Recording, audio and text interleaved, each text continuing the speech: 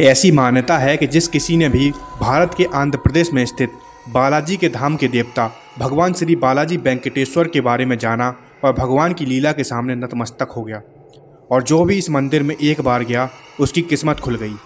कहा जाता है कि भगवान विष्णु वेंकटेश्वर स्वामी के रूप में भारत के आंध्र प्रदेश क्षेत्र के चित्तूर जिले के ऊंची पहाड़ियों पर निवास कर रहे हैं। कहा जाता है आज भी भगवान विष्णु और लक्ष्मी जी अपने सजीव रूप में दक्षिण की तिरुमाला पहाड़ियों में स्थित हैं और उनकी दैवी शक्तियों का आज भी लोगों को एहसास होता है। तिरुपति वेंकटेश्वर के नाम से प्रसिद्ध यह धाम भारत का एक प्रमुख तीर्थ स्थल है। 7 पहाड़ों वाले मंदिर के नाम से प्रसिद्ध तिरुपति बालाजी महाराज का यह धाम ऐसा धाम है जहां भक्तों को चमत्कार और रहस्यों की अनुभूति होती रहती है।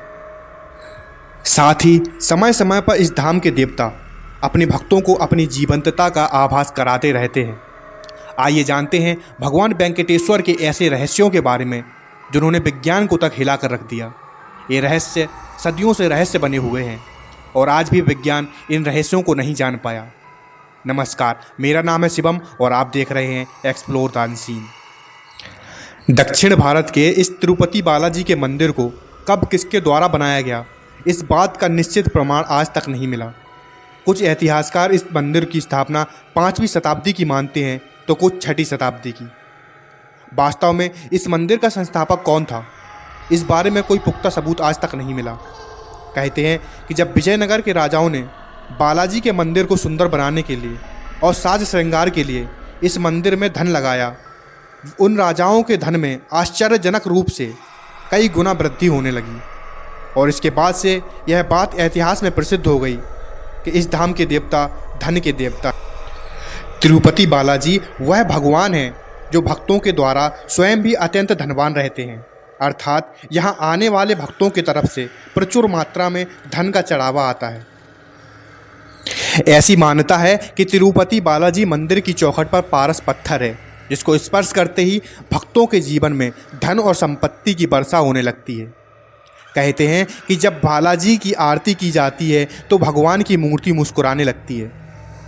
मंदिर का वातावरण काफ़ी ठंडा होने के बावजूद कहा जाता है कि भगवान को गर्मी लगती है और पसीने की बूंदें भगवान की पीठ पर और चेहरे पर देखने को मिल जाती हैं, जिसे समय समय पर पंडित साफ करता रहता है। और यहाँ पर केशदान की भी परंपरा है।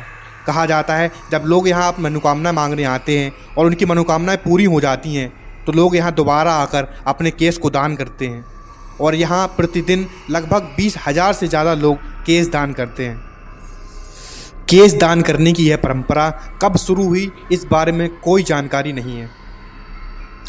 इस मंदिर में बालाजी के प्रसाद, साज श्रृंगार आदि के लिए चढ़ाए जाने वाली सामग्री तिरुपति बालाजी के गांव से ही आती है। यह गांव मंदिर से लगभग 22 किलोमीटर की दूरी पर है। यह परंपरा कब और कैसे प्रारंभ हुई इस बारे में कोई जानकारी नहीं मिलती है। कहा जाता है इस गांव में बाहर से आने वाले व्यक्तियों का जाना मना है। इस गांव की सभी महिलाएं भगवान विष्णु की परम भक्त हैं। वे सभी भगवान विष्णु के भजन गाते गाते तिरुपति बालाजी को चढ़ाने वाली मिठाई और फूलमाला बनाती हैं। भगवान तिरुपति बालाजी के इस गांव का रहस्य भी आज तक कोई नहीं जान पाया है। भगवान वेंकटेश्वर की इस मूर्ति में माता लक्ष्मी की मौजूदगी का पता तब चलता है जब गुरुवार को भगवान का सारा श्रृंगार उतार कर उन्हें स्नान कराया जाता है और उन्हें जब चंदन का लेप चढ़ाया जाता है तो हृदय पर लगे चंदन को जब धुला जाता है तो उसमें माता लक्ष्मी की मूर्ति उभर कर बाहर आती है।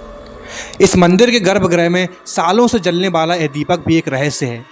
इसे जलाने के लिए ना तो घी का प्रयोग किया जाता है ना किसी प्रकार के तेल का। ऐसी मान्यता है कि जब कपूर को पत्थर की मूर्ति पर चढ़ाया जाता है तो मूर्तियां चटक जाती हैं, मगर तिरुपति बालाजी में जब कपूर भगवान वेंकटेश्वर जी को चढ़ाया जाता है तो मूर्ति पर कोई प्रभाव नहीं पड़ता।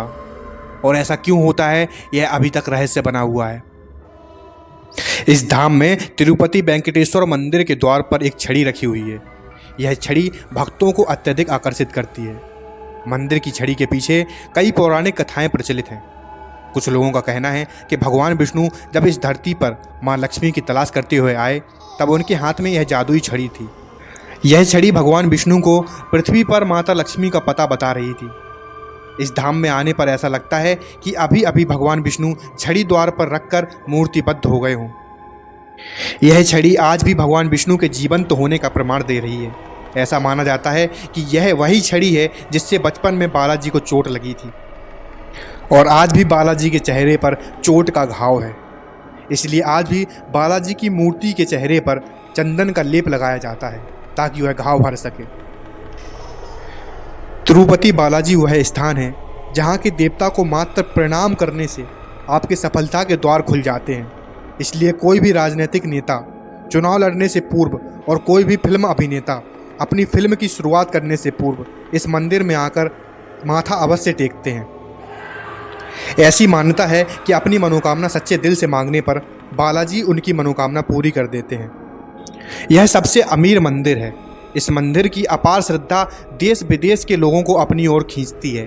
कहा जाता है कि यहाँ आने के बाद इंसान को कभी अपने जीवन में धन की कमी नहीं रहती। बालाजी के आशीर्वाद के बाद लोगों को धन का लाभ होने लग जाता है।